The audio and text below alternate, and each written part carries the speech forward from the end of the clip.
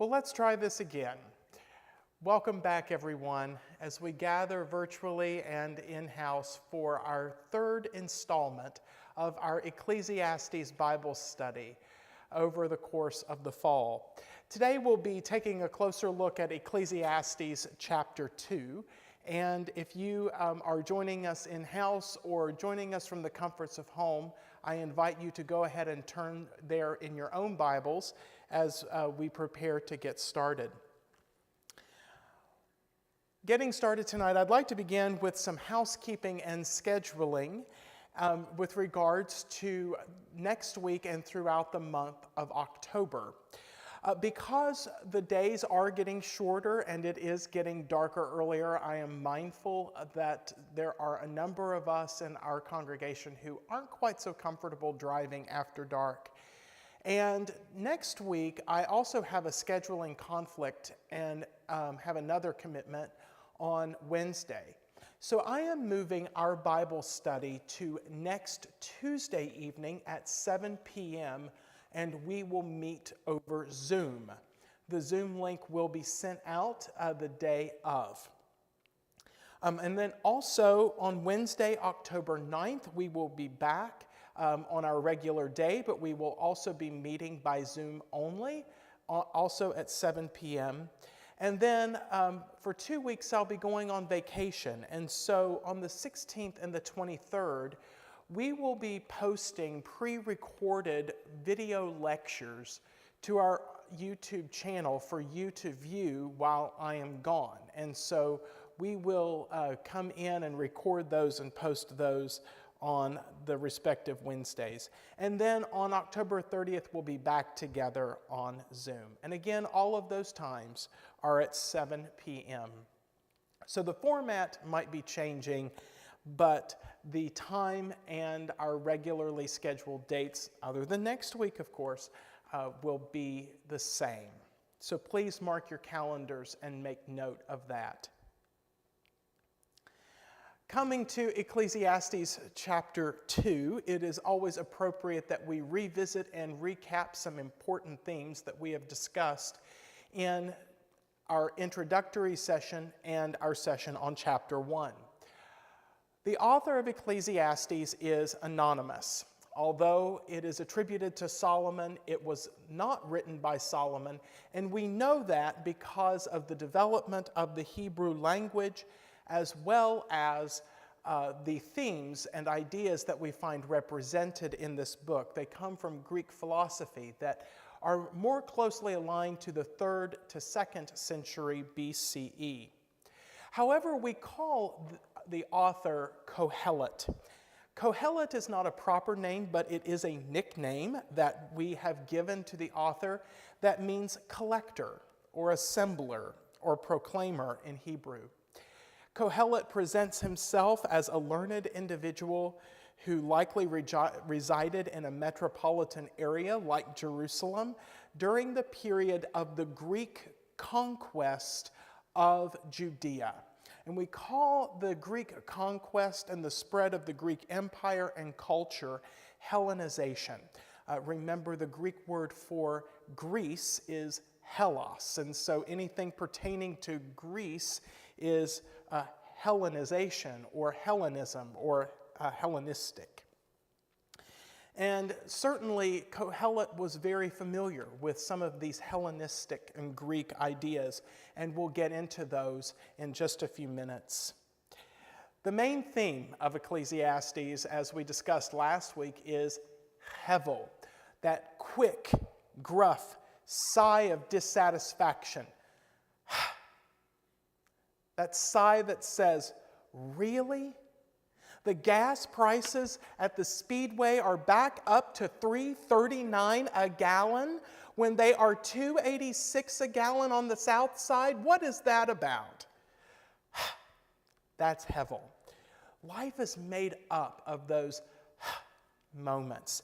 And how do we derive meaning from them when they tend to poke holes in our notions of meaning and purpose? Other key themes that we talked about last week are the themes of gain, an economic term that is usually translated in our English Bibles as profit or payoff, but it can also have a cultural meaning as well, such as advantage or privilege. What privilege do we gain? What advantage do we gain from all that we toil? That's the second key theme.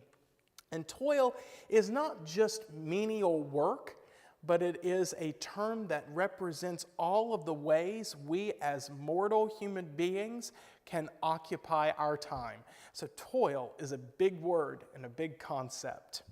And then finally, life under the sun. The phrase under the sun is repeated throughout the book of Ecclesiastes and really means just the realm of the living and the way of the universe. It's another big idea, a big concept. And so these are themes that we will see repeated throughout the book of Ecclesiastes that also carry over into chapter 2. Chapter 1, we discussed last week, can be summed up in the question, what sort of meaning do people gain from all the emptiness they encounter in the way of the universe?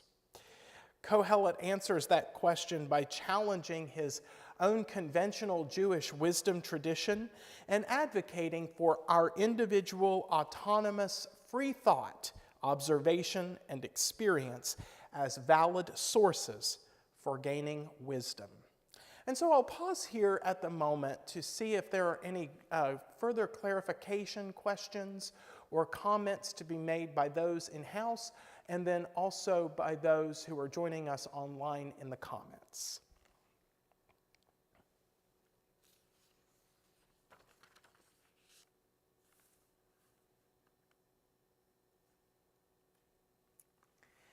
Well, seeing none, let's shift gears, shall we, to discuss Kohelet and Greek philosophy. I've already mentioned several times in this study already that Kohelet was likely very familiar with Greek philosophical schools. Now, during the time of Kohelet in ancient Greece, there were many different schools of thought, philosophy, wisdom schools that all strove alike towards the same question. What does it mean to live a meaningful, fulfilling, and virtuous life? That was the same question they all answered differently. Now, a quick note on meaningful, fulfilling, those terms. We actually see this term carried over in the New Testament. If you turn to Matthew chapter 5, it begins the Sermon on the Mount.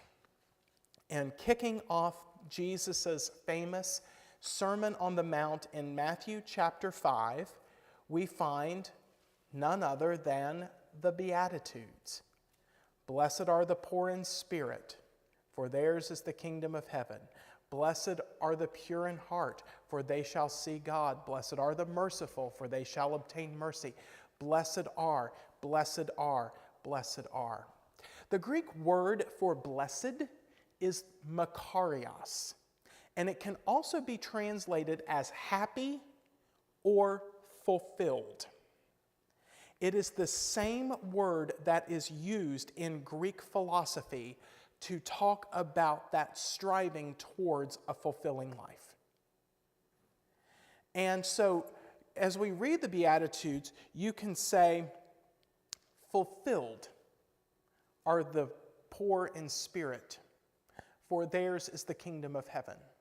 Or, those who are poor in spirit will live a fulfilled life.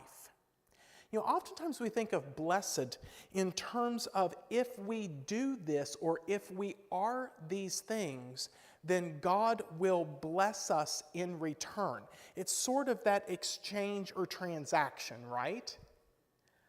But that's actually not what Jesus is saying at all.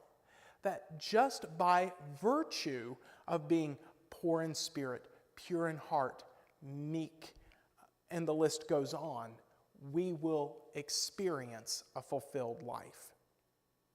So it's really a philosophical and ethical treatise and not some divine human exchange for what we might deem as good behavior. Does that make sense? Any questions about that?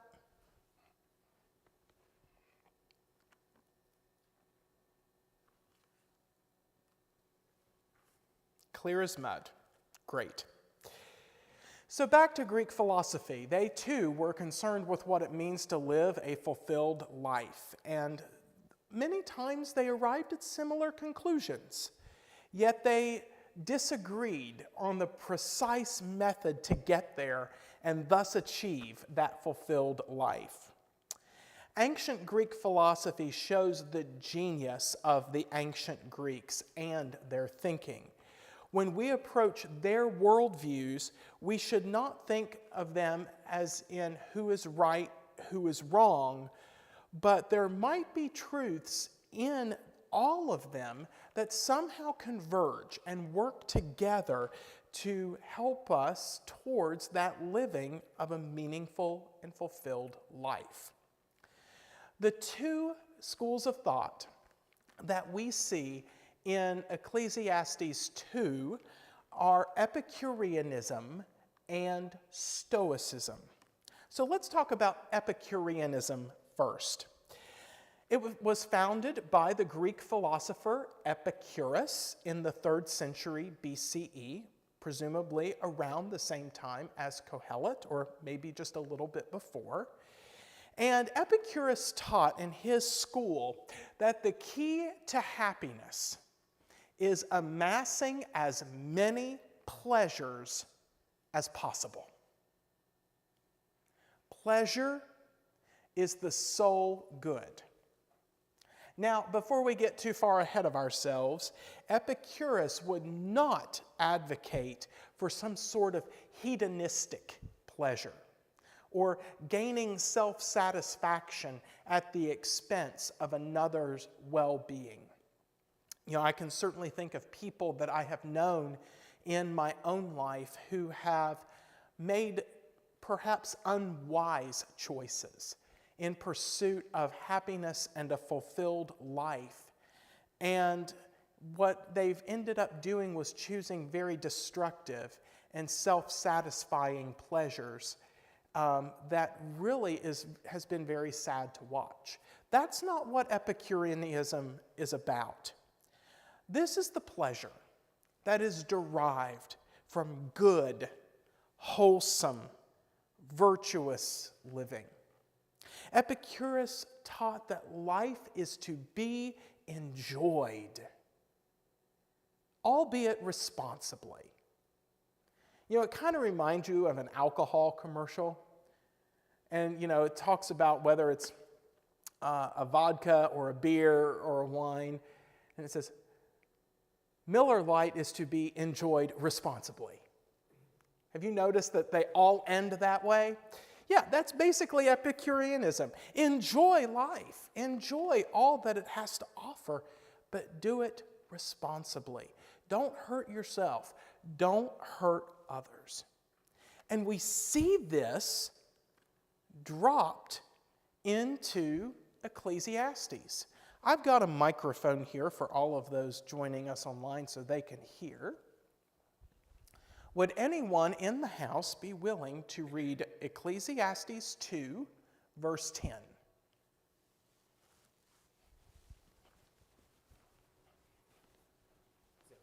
Verse 10, yeah. I denied myself nothing my eyes desired. I refused my heart no pleasure. My heart took delight in all my labor, and yet this was the reward for all my toil. And every Epicurean hearing that, reading that, begins to cheer with happiness. Lo and behold, we have a Jewish convert. He's one of us. I have denied myself no pleasure. Whatever my eyes desired, I did not keep from them. I kept my heart from no pleasure, for my heart found pleasure from all the ways I've occupied my time, and this was my reward from it all. Epicureanism would hear this and rejoice. But hold on. Kohelet isn't quite done. Because then he goes on to engage Stoicism. Stoicism is a little bit different. Stoicism was another Greek philosophical school founded by Zeno of Citium in the 3rd century BCE, around the same time as Epicurus. But Zeno taught something a little bit different.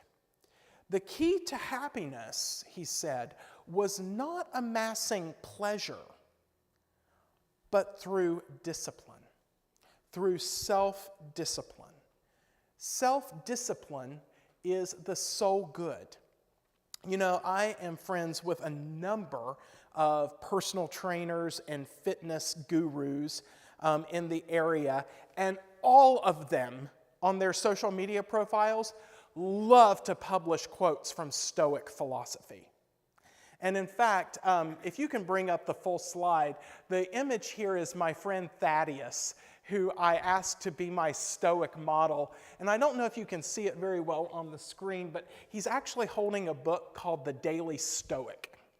And it's a devotional book that, instead of the Bible, actually uses Stoic philosophy from ancient Greek thought. And Thaddeus was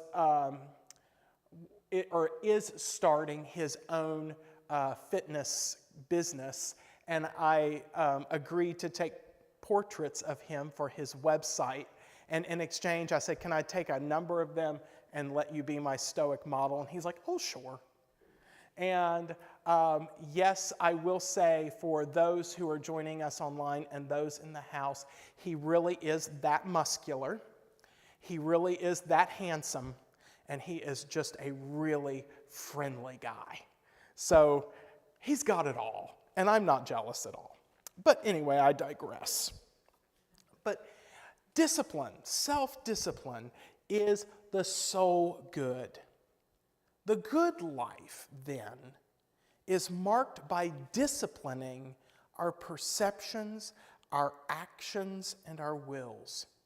And the only way to cure our oft-troubled souls is by reining that soul in.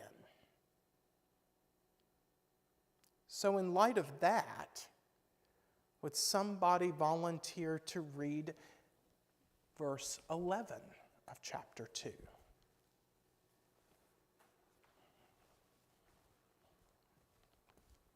Ecclesiastes 2:11.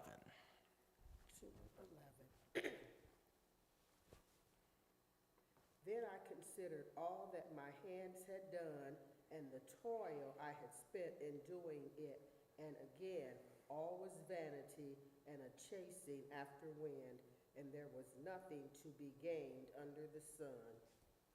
Thank you. Did you hear that? So remember in verse 10, Kohelet says, I don't think you were on. Okay. I think it's on now. Do you want to try again? Okay, let me set the stage here. Remember in verse 10, Kohelet says, whatever my eyes desired, I did not deny it. I filled my life with every pleasure that I could, because that is the reward for all of my toil. So pleasure is the reward for toil, and then he says, verse 11. Then I considered all that my hands had done and the toil I had spent in doing it. And again, all was vanity and a chasing after wind, and there was nothing to be gained under the sun. And in a split second, the Epicureans who were cheering are now silent. Well, dadgummit. He isn't one of us after all. And in the meantime, the Stoics in the room start cheering. This is exactly what we've been saying all along.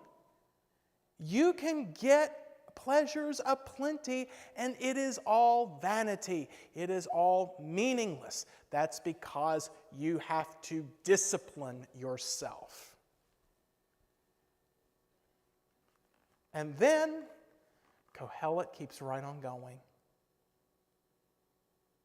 There is nothing better for mortals than to eat and drink and be merry, find enjoyment in their toil. This also I saw is from the hand of God, for apart from God, who can eat or who can have enjoyment? For to the one who pleases God, God gives wisdom and knowledge and joy. But to the sinner, God gives the work of gathering and heaping, only to give to one who pleases God. This is also and chasing after wind. And just like that, Epicureans, Stoics, conventional Jewish wisdom thinkers sit around Kohelet and scratch their heads in utter confusion. Who is this guy? He's taken a swing at our schools of thought. He's exposed their cracks. What are we going to do with him? He's well acquainted with Greek philosophy, but Kohelet doesn't let any of those Greek philosophical schools claim him. Like conventional Jewish wisdom, he is still yet dissatisfied with their own quests for meaning. The commentator and scholar Peter Enns writes, Kohelet is ultimately not satisfied or comforted by temporary joy, since what plagues him is not the absence of temporary meaning, but the absence of lasting meaning. Better to know less and just enjoy what you have and what you do. So all of the pleasures, all of the self-discipline can bring you temporary meaning, but it will not bring you lasting meaning. And that is what drives Kohelet up the wall. And that is what makes Kohelet say in his small home in the wee hours of the morning in the middle of a sleepless night,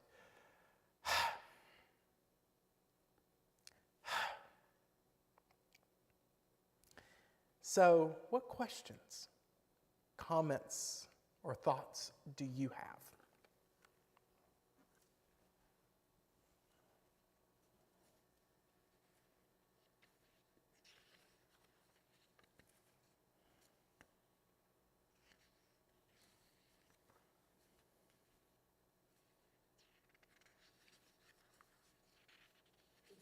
It just reminds me of, Actually, I'm going to give you the microphone again for those joining us online.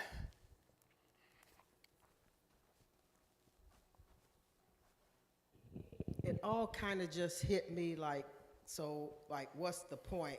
Kind of like an episode of Young Sheldon when I think he took philosophy and the teacher said something was, well, is it really real? How do you know? What's the point? And then he was like, okay, questioning everything and life has no meaning. I'm not going to school.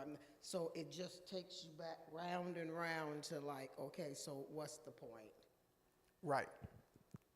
Yeah, it's kind of like we're on this endless merry-go-round of meaning. And do you remember as a kid on the playground when you're on the merry-go-round and you're spinning and spinning and spinning and your schoolmates and you're hanging on for dear life and you keep right on spinning and it gets faster and faster and faster, and at some point you can't hang on anymore. And you go flying off that merry-go-round like a slingshot, and you go home with a scraped elbow and some tattered, dirty clothes, and your mom was like, "What happened to you?" And you think about what lie you want to tell so you don't get in trouble, right? Well, and that's really what Kohelet's telling us here. We're on this merry-go-round of meaning, and everything happening around us is just spinning faster and faster and faster and faster and faster. And all of a sudden, that merry-go-round is going to come to a complete halt. And we're going to go flying off of it. What are we going to do when we go flying off of it? When we can't hang on anymore? Yeah. Anything else?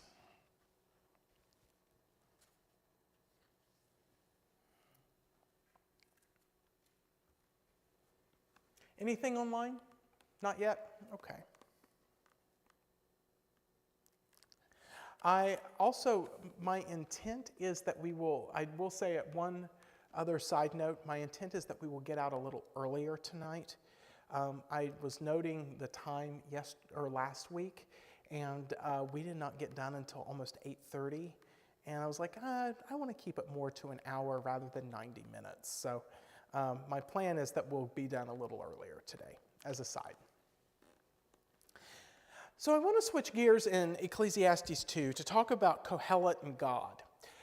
In chapter 2, more so than in chapter 1, God gets mentioned. However, what Kohelet says about God is somewhat of a challenge to us. And throughout my research and scholarship, people try to label Kohelet all the time. Some people love to call him a nihilist or a nihilist, with his emphasis on meaningless and nothingness. And some people want to call him a deist.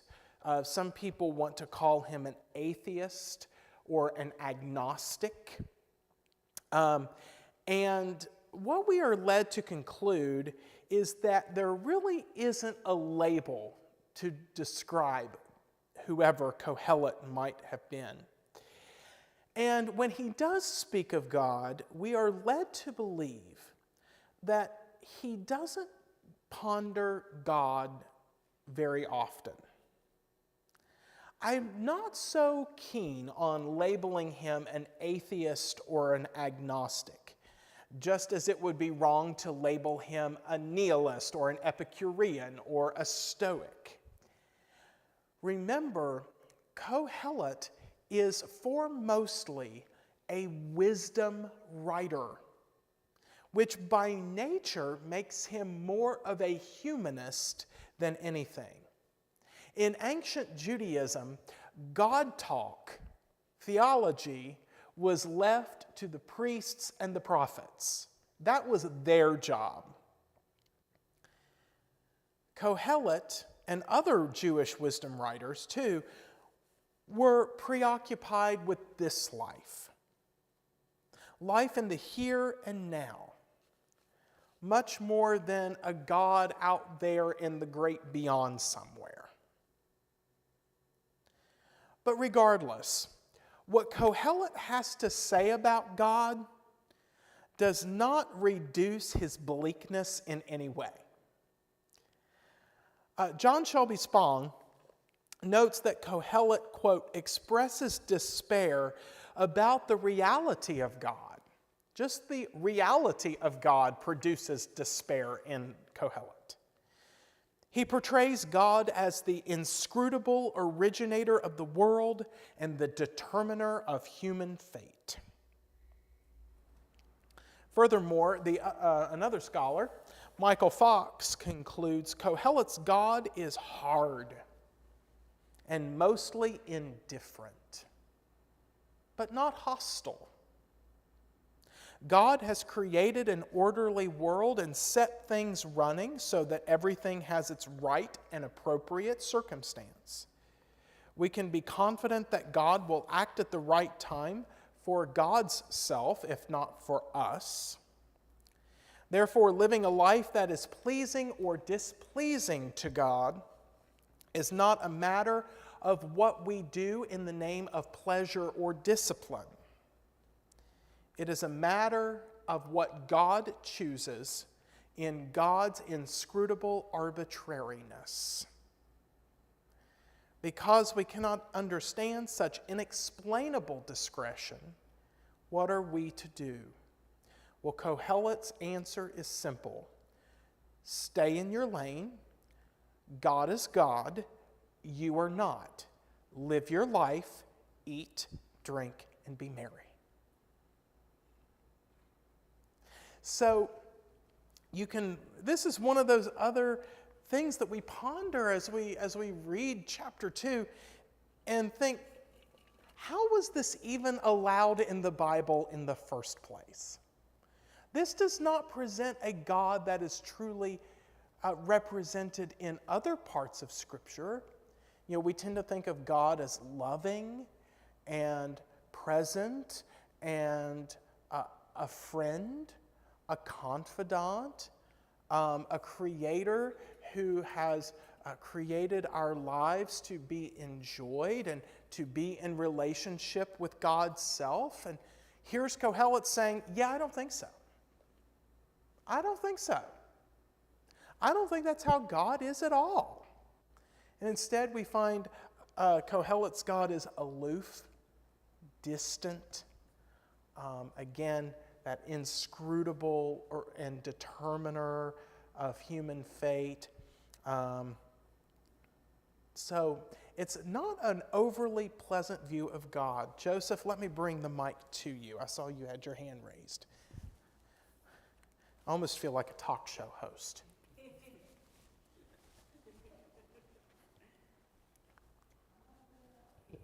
But I see him as seeing God as more of a neutral party, because like the last verse in Ecclesiastes, he said that he's going to bring everything into judgment, every hidden thing, good or bad, so that he's not just, to me, I don't take that as more aloof, that he just looks at everything fairly like black and white. He looks at everyone the same on the same level.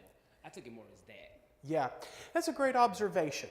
Now I'm going to challenge you a little bit, because because we've not gotten to the last chapter yet, but those concluding verses of the book of Ecclesiastes do what? Probably was in the middle and they just put it like that. Actually, it is commonly accepted that a later editor added those verses in at the end. And that is the truth, to soften the blow. Because it kind of just seemed more not like the tone and of and the basically rest of Ecclesiastes. And basically to bring Ecclesiastes into the world of orthodoxy, to make it consistent with the rest of Scripture. But it is, every scholar that I've read of Ecclesiastes has agreed that those verses were likely not original to the text, but were added later. Yeah. So, but I think that is also a powerful point to make, because this view of God by this Jewish wisdom writer is so problematic that other writers, other editors, had to come along and clean up his mess to make it acceptable. Challenge God or fall away from God, so they try to Yeah. sanitize it. Yeah, and it's saying, hey, this guy, whoever Kohelet was, he's not working in our favor here.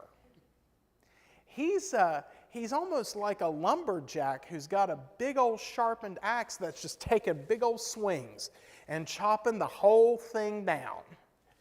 And so, basically, what these editors did was take the felled tree, stand it back up again, and wrap it up with duct tape, hoping it'll stand. Yeah. And so we're left with this very, very perplexing view of God. And so what I love about Kohelet is his view of God, and this is just my personal. We'll talk more about this next week too, particularly as we step into chapter 3, talk about times and seasons and purposes, and how God exists within time. And I don't want to give next week's lesson away, but we've got this very supposedly distant view of God as kind of the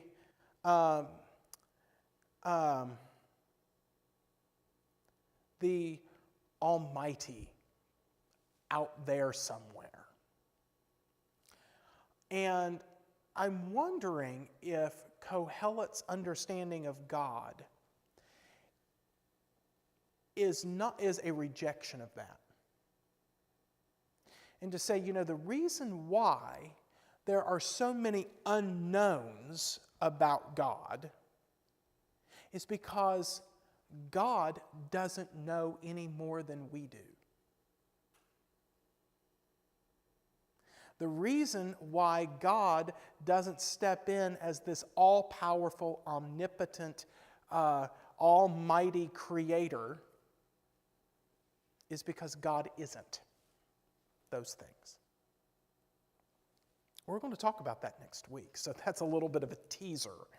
But nonetheless, it's not an easy thing to deal with. We've got this perception of God who is not a friend of humanity, but not a comforter either, but rather has just kind of set this whole thing into motion, and we're just along for the ride. And so I think if we were honest with ourselves, we would say, what, this is problematic. Yes. But in the living of life, how many of us have thought of God that way? That God really isn't as close to us as we thought. Like the seasons, because everyone has that. When you're going through something, you feel that distance. Mm-hmm. But especially when you're going through it. But then when you're looking back later, you can see it as in a different light. And I'm assuming that, and it's just me personally, like Kohet probably his relationship with God, like the things he's gone through, where he's seen like, and I feel like we have more of a full picture because we look at the New Testament and the Old Testament. Where we look at everything, the Old Testament, like the New Testament kind of fulfills everything, kind of bring everything more together. Like God may have seemed more distant, but through Jesus, he shows you that closeness that he has been there with you, gives you the Holy Spirit. Where we're in the Old Testament, where me and my friends used to always joke about, like, man, God in the Old Testament didn't play. He'll open up a hole and swallow you up in like a second. Like we used to always talk about that. And sometimes God did that. Yeah. Talk about that, like, man, people don't like, man, just think about it. We wouldn't have made it in the old times. Like you do one thing and God just smites you right then and there. Like we used to joke about that all the time. So it's a different look when you look at the whole picture versus just compared to the Old Testament. Yeah, but also in the Old Testament, we do find plenty examples of a very relational God. We especially in Torah, when God calls the Israelites as God's chosen people. And I mentioned a couple weeks ago we have our own canon, the books of the Bible that we tend to gravitate to and kind of like more than the others. Well, in my personal canon, if I'm being honest here, one of my favorite books of the Bible is the book of Exodus. I absolutely love it because it is a whirlwind.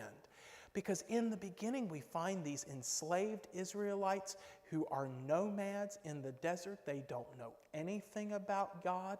They don't know anything about other than the fact that they were enslaved in Egypt. And now that they are delivered, they are wandering as nomads throughout the wilderness. And by the end of the book, 40 chapters later, they are an established covenant community. What a transformation. And we see God's guidance in all of that. Not only in getting Israel out of Egypt, but in getting Egypt out of Israel. They kept making mistakes, they kept repenting and doing it over again and do something wrong, but you still see that closeness where he didn't just cast them out, he kept forgiving them. course, he Right. kept it for a generation because, but at the same time, Yeah. he left that remnant and he still fulfilled this promise. So you still see that closeness thing. Yeah, yeah. It kind of goes back to that old thing, that old trope that we hear so frequently, that the God of the Old Testament is a God of judgment and the God of the New Testament is a God of grace. Have you ever heard that before? What we find is we find plenty of grace in the Old Testament. We find a lot of grace in the Old Testament. We also find some judgment in the New Testament too. But even then, when we find judgment or justice, that is never the end of the story. The end of the story is reconciliation. And judgment is what leads God's people back into that reconciled relationship. That's the goal. Judgment is never an end in and of itself. If you don't, I guess that's not in my notes, but if you don't take anything else from this Bible study, take that with you. Judgment is never an end in and of itself. On Sunday mornings, we've been talking a lot in the book of James, and there is a line in James that I love, and it says, mercy triumphs over judgment.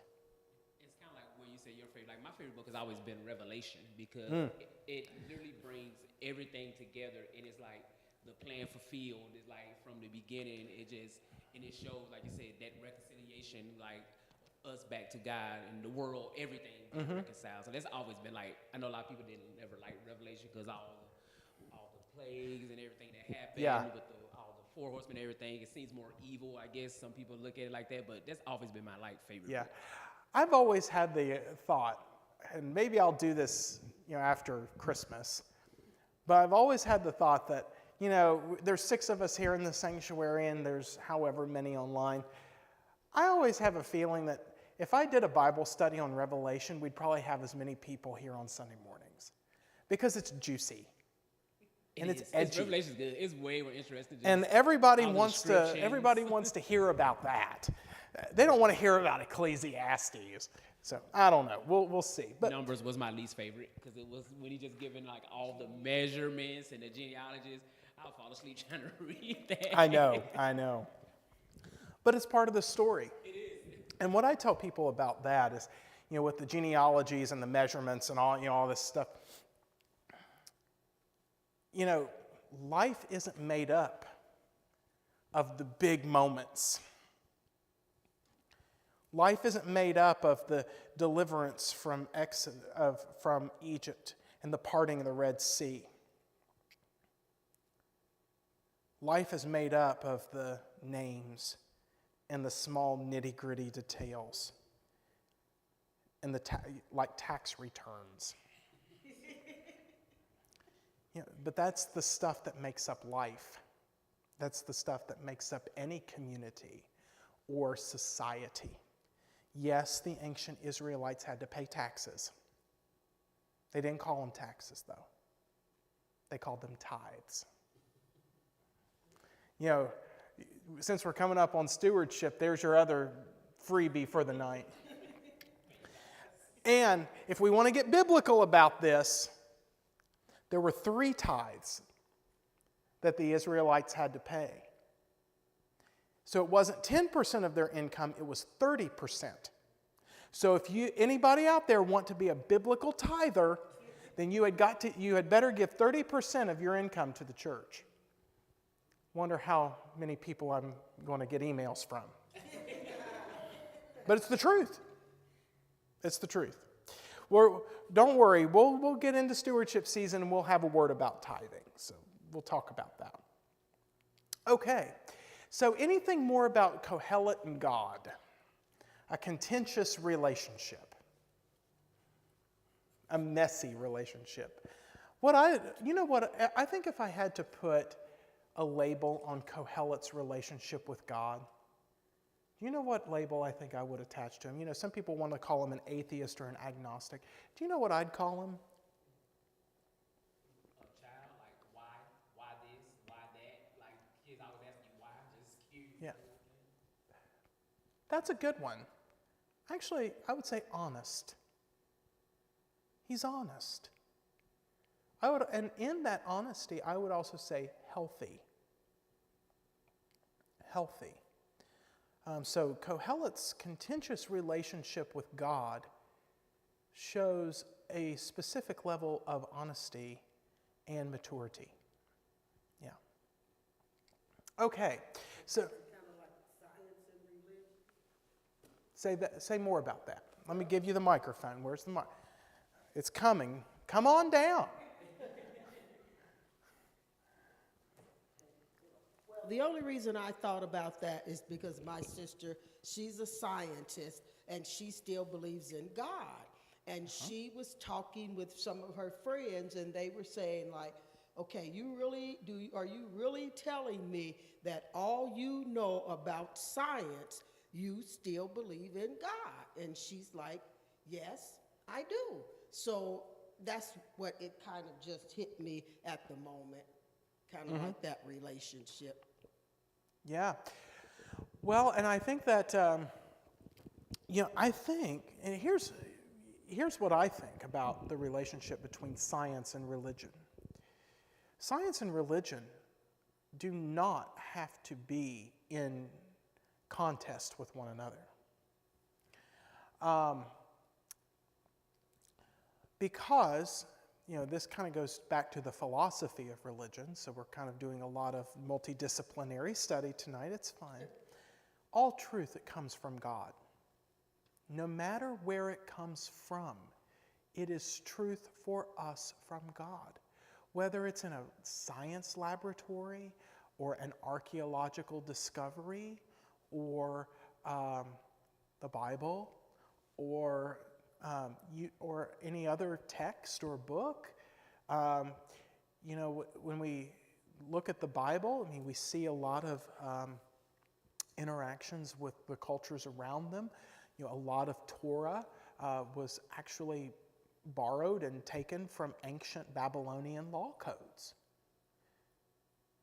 And the reason why is because our spiritual ancestors understood that all truth is God's truth. And so when we discover truth, an honest and healthy faith is not threatened by any truth discovery. And here's where I kind of get into a little bit of a tiff, especially in the relationship between science and religion, is that we have people in the name of science who try to make science fit the Bible. For example, the Creation Museum in Cincinnati.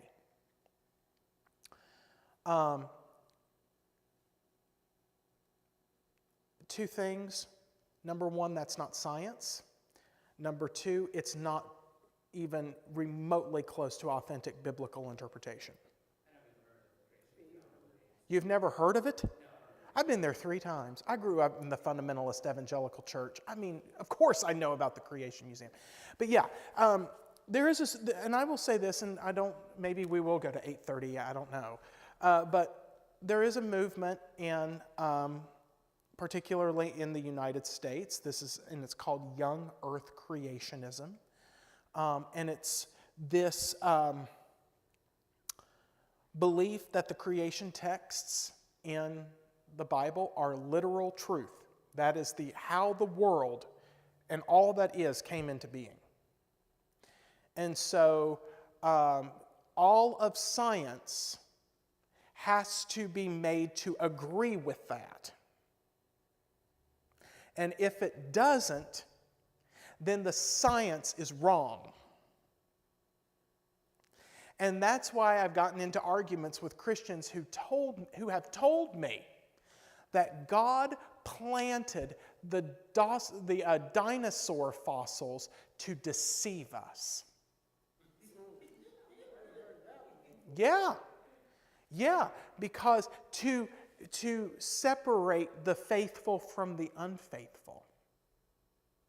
Because if you fall, do what? Probably, I don't know. It wasn't that, but No, but that's, and so, for example, evolution is in this worldview is completely rejected. Never mind, read Genesis 1 and note how evolutionary it is. It's kind of this gradual evolutionary creation coming into being, right? And I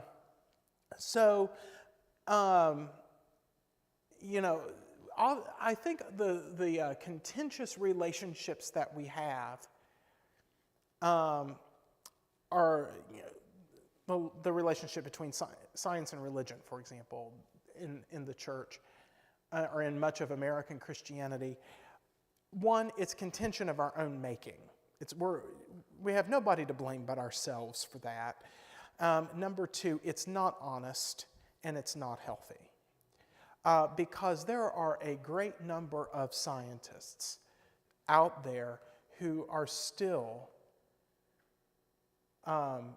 excellent scientists in their fields, and yet are people of faith too.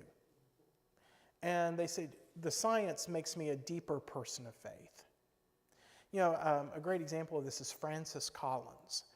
He wrote a book, actually it was back in the 90s, called The Language of God. And he was the head of the government's National Genome Project.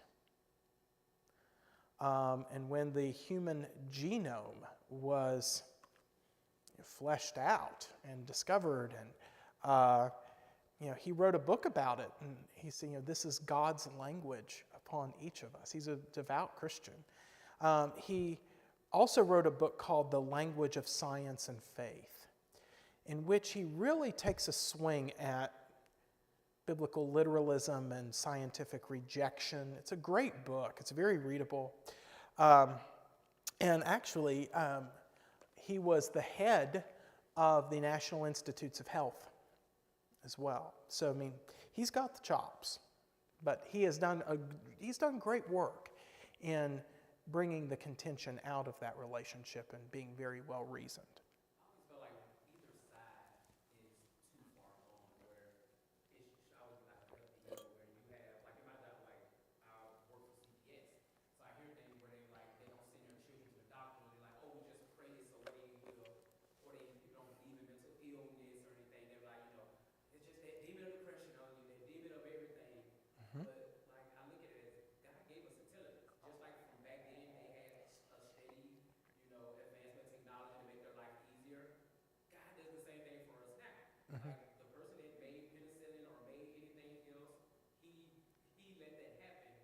And I always like, and I tell, not like my wife, like when she takes me, I was like, she'll pray over your medicine, because it's supposed to do, but that still to me is left up to God. Like everybody's body is different, so I feel like it's actually a healthy balance there. But I feel like any side is going one way or another, just total science, total like just Bible that you're denying. You're still denying God either way if you look at it either side. Mm-hmm. Yeah, and I think that's a great point. And I look at religious groups like Christian Science, who do not believe in modern medicine, and that there is no illness that cannot be cured by prayer. And I was like, yeah, and it's like, I had a conversation with a couple of parishioners today, and I'm like, listen, if I'm in the doctor's office with a severe cough, do not tell me to drink hot water and honey. If I am in your office, that means I need you to give me something that I can't get on my own. I need you to write me a prescription for a prescription strength cough suppressant. And that's a true story. I did tell my doctor that one time. I was like, I'm not here for that. I could do that all by myself. I'm not paying you to fill out a prescription form. But anyway, on that note, let's end our conversation by talking about Kohelet and death. Really encouraging, right? Everybody's favorite topic. But hey, you can't read the book of Ecclesiastes without coming across a lot of talk about death. And in the quest for meaning and a fulfilling life, death is that looming reality that brings life to its final end. Now, I remind us, Kohelet does not have any concept of the afterlife in his book. Jewish wisdom tradition did not affirm a belief in any kind of afterlife. Ancient Judaism held a belief in a place called Sheol, or the realm of the dead. It was the fate of the righteous and unrighteous alike. Sheol is the realm of the dead, or the place of shadows, the shadowy place. It's kind of this obscure place where the unrighteous and righteous alike will go. So in ancient Judaism, life after death was not based upon a reward and punishment system like the commonly held Christian beliefs in heaven and hell. Everybody goes to the same place. And it's not, if you're good, you go here. If you're bad, you go there. Okay? And then I would also add that most Jews today still do not have an established belief in life after death.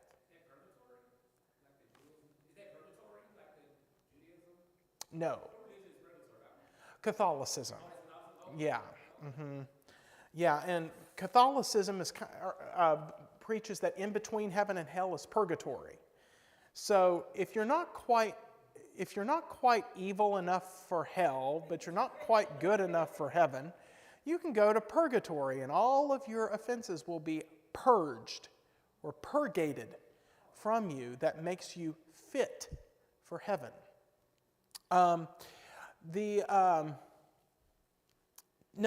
Actually, there's a great YouTube video, and I don't think it represents the entirety of Judaism, but there's a wonderful video series called Jew in the City, and it's a Jewish woman who makes videos about Judaism, and they're great. But some Jews actually have a belief that that heaven and hell are the same place. And it's called Olam Haba, which is Hebrew for the age to come. And so, in Judaism, a virtuous life is marked by obedience to mitzvot, or commandments. Think bar mitzvah, bat mitzvah, son, daughter of the commandments, right? So by being obedient to God's commandments, we all will go to Olam Haba. Now, if you lived and so that means we all will dwell in the presence of life, in the presence of God. And so if you lived your life in such a way that you were obedient to God's commandments, and you lived a virtuous life in honor and reverence to God, then being in God's presence will be a blissful heavenly experience for you. But if you lived your life in disobedience to God's commands and you were evil, then being in God's presence will be hell to you. So we be right beside someone where he's just enjoying, having fun. They just be out there in agony right beside us. Yeah. I don't want that in my heaven to see people miserable the whole time. So really, it's a subjective experience. And the way the Jew in the City explained it was, imagine there is a symphony concert. Now, I love to go to symphony concerts. And sometimes when I am planning to go to a symphony concert, you know what? I'm going to use a different example. I'm going to Indy Jazz Fest on Saturday. Headliner, Shaka Khan. And so what Patrick and I have been doing, while we're in the car, we're going to bring up Shaka Khan's discography. We're going to listen to Shaka Khan's music. We're going to prepare ourselves. We have been doing this. We've been preparing ourselves for this concert for months. And I know when we're in Everwise Amphitheater and Shaka Khan comes out on stage, we're going to be sitting in our brand spanking new lawn chairs. Just, oh my gosh, this is incredible. Just soak it all up. But you know what?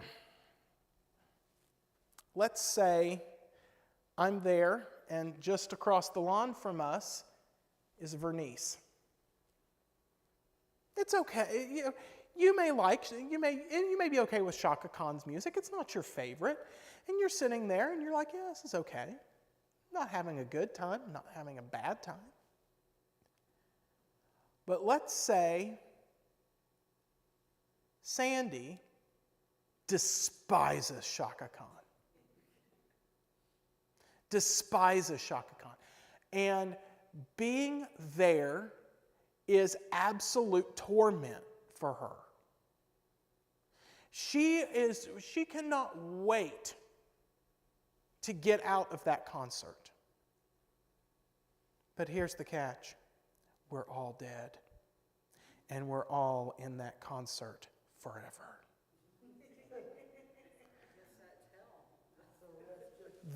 So what is hell for you is heaven for me. Or indifferent for you. Yeah. And so for some Jews, that is the concept of their afterlife. Yeah. My senior year, I took a class on the end times. Great class. Had to do a research paper, and I did it on Olam Haba. And is there New Testament evidence for it? I got an A. Do what? Yeah, I would be. So it kind of ties into that Revelation study. I would be happy to teach a class on it. I think it would be great, or a Bible study series on it. Yeah, and to talk about,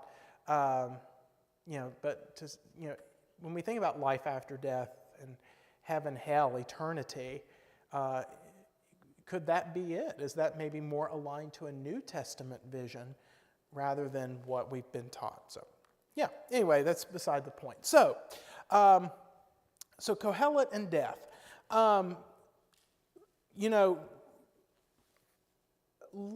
This life is all that we can know for certain.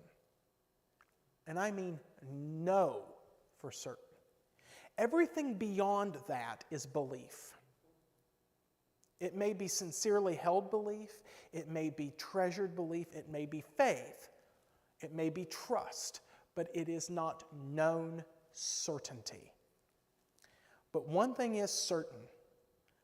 This life, as we know it, will end.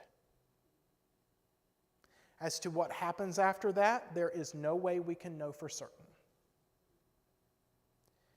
And so Kohelet understands death as the great changer.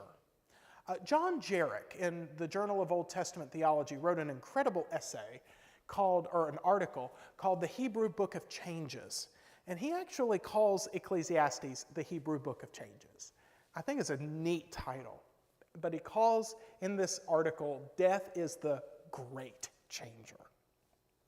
And the photo is from the Bethel Cemetery across the street.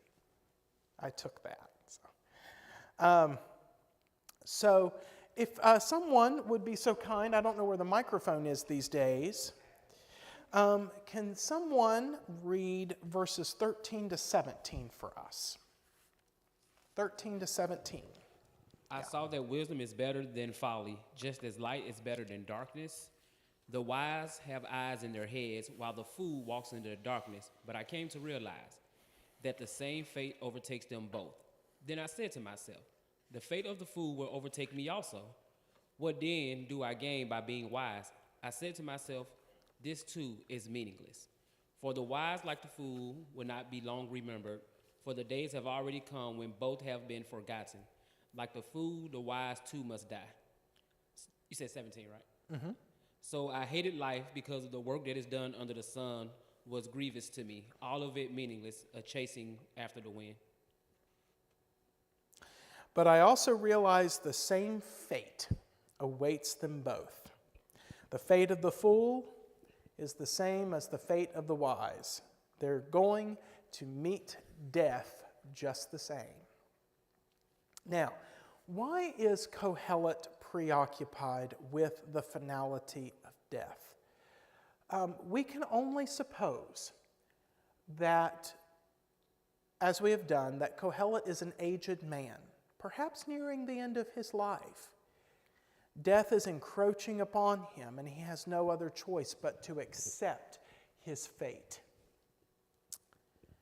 We can also suppose that Kohelet is extremely depressed and craves death as a means of escaping that depression. Now, I'm hesitant to speculate, and some people have, but I'm hesitant to speculate as to whether or not Kohelet is suicidal. Some scholars have posited that he might have been. If he was, he would not be alone, because we can go back and look at the book of Job.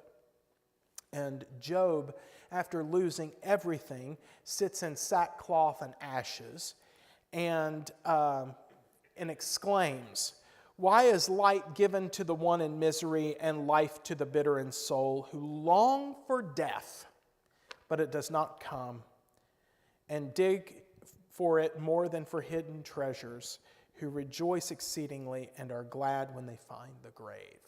That's from Job. But unlike Job, as far as we can tell, Kohelet has not experienced any kind of loss like Job did. He has not experienced unexpressible tragedy in his life. Quite the opposite, actually. Throughout the chapter, we've seen that Kohelet has experienced great happiness and considerable success. But rather, he sees the finality of death that cannot be escaped by anyone. So Kohelet doesn't see death as the escape from all the absurdities of life. Death is the ultimate absurdity of life that everyone will experience. It's a universal inevitability. And death makes everything nothing in the end. So John Jarek, in his book, or in his article, says, death is the great changer who undoes everything and levels everyone in the end. There's no exemptions. And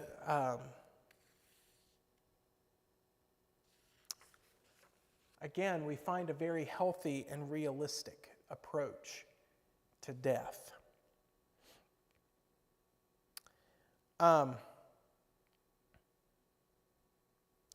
Kohelet is concerned with this life and the manner of things as they are, including death that brings life as we know it to a screeching halt, and thus changing everything. And we as human beings are entrusted with living our lives cognizant of both our portion and our fate. It's no small responsibility, which is why so many people shirk it, or attempt to exchange portion for profit or fate for fantasy that only distract us from what the great changer will ultimately accomplish. And this is why I say as a pastor, one thing that the church does not know how to do is grieve well. We do a terrible job at it because we tend to ignore the reality and the finality of death with high hopes of heaven and mansions and harps and angels and golden streets. And we tend to, I cannot tell you, and I'm sorry, if you have used this line, I'm not using this, I'm not telling this to disparage you, but I cannot tell you how many times I've been called to meet with a family after the time of death, and they look at me and they say, well, God just needed another angel. No, God did not. I'm sorry to tell you, but no, I'm not going to tell a grieving family this, obviously. We tend to deny the weight and the shock of death by saying these trite phrases like, well, God needed another angel, or He only takes the good ones. he only takes the good, or they're in a better place. Yeah. And those moments are not times for me to correct bad theology. My job in that moment is to be present. But I honestly believe that those tropes, those trite, pithy phrases exist because the church has done a horrid job of leading us into those moments of grief and teaching us how to grieve well. Which is so strange because most of them, the eulogies and all that, they start off, well, I'm not saying anything. Yeah, grab the mic. That's so strange because, most of the eulogies, they get into you just having this heavenly, this is just your earthly body, and so that's just that temporary shell, and the spirit, but like you said, then come right around and still don't really know how to teach us properly how to grieve. Mm-hmm. But that is almost always, mentioned. So, right. Yeah, or to embrace the reality of death and to come face to face with it. Isn't it too different where now you look at a celebration of life? Yeah, that's a great point. Go ahead, Joseph. So I think now it's different from, now we look at it as it's a celebration of life, it's not death, but back in the Old Testament, they had welling parties, they would pay somebody to come, to grieve, to shout, to cry. Yeah. But we went the total opposite now when we think about death and funerals. Everybody look at it as more of a celebration or homegoing. Yeah. Yeah. How many of you have ever been to a funeral and someone says, we're not here because they're dead, we're here, or we're not here because they died, we're here because they lived? No, we're not. If we're here, we're here. Because we only came together because it was the funeral. Yeah. If we're here because they lived, then we wouldn't be here. And there was an incredible article I read called I Don't Want a Celebration of Life. And the whole thing was, I want a funeral. And the author said, I want the reality of death to be confronted with the hope of resurrection. It was a powerful article. Kind of like saying, this is a tradition that we have had and we've let it die. Because we want to shirk off this responsibility. Evelyn. Yeah, just to add to what Miss Vernice said, when my father passed away, because at the funerals they say all these positive things and they try to comfort you as best as they can by saying those things, but when you're in it, the words feel really empty because you've heard them before, at times you've said them to other people. Mm-hmm. And so when my sister and I both ended up going to therapy, after my father passed away, and I was talking to my aunt about, we had to go to therapy to try to kind of figure out how we were feeling about it, because once my dad was gone, we didn't have anybody because my mom passed away when we were babies. And so it was like kind of confronting both of the deaths at the same time. But like my aunt was like, "Why are you going to therapy?"